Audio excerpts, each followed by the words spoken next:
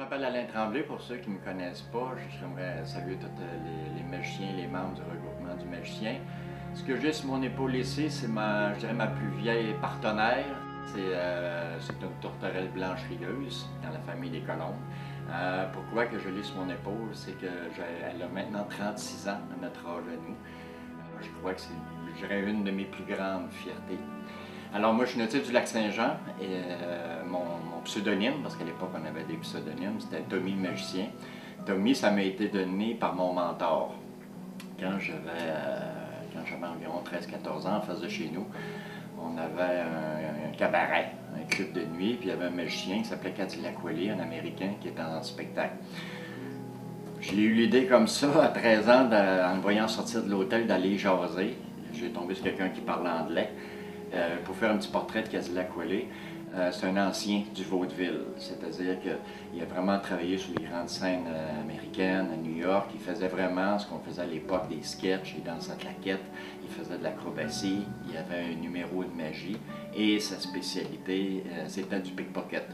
Il m'a vraiment donné le cours de A à Z sur la prestidigitation.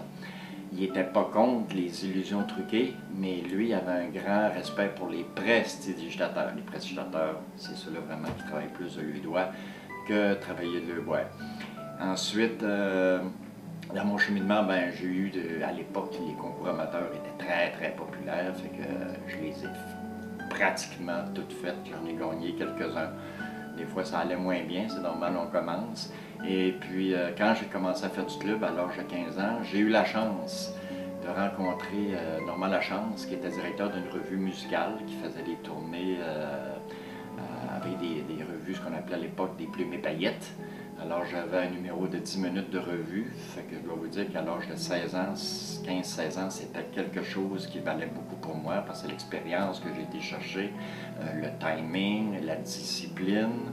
Et puis, quand j'ai terminé, je suis revenu ici, je suis venu m'installer à Montréal. Et puis, j'ai fait la rencontre de Magie Narcisse. Magie Narcisse, j'avais fait la rencontre via Magic Tom. Et puis, mais comme à cause de la distance du Lac-Saint-Jean, je n'avais pas pu participer à ses cours ou à ses activités. Sauf que j'ai repris quand je suis arrivé à Montréal.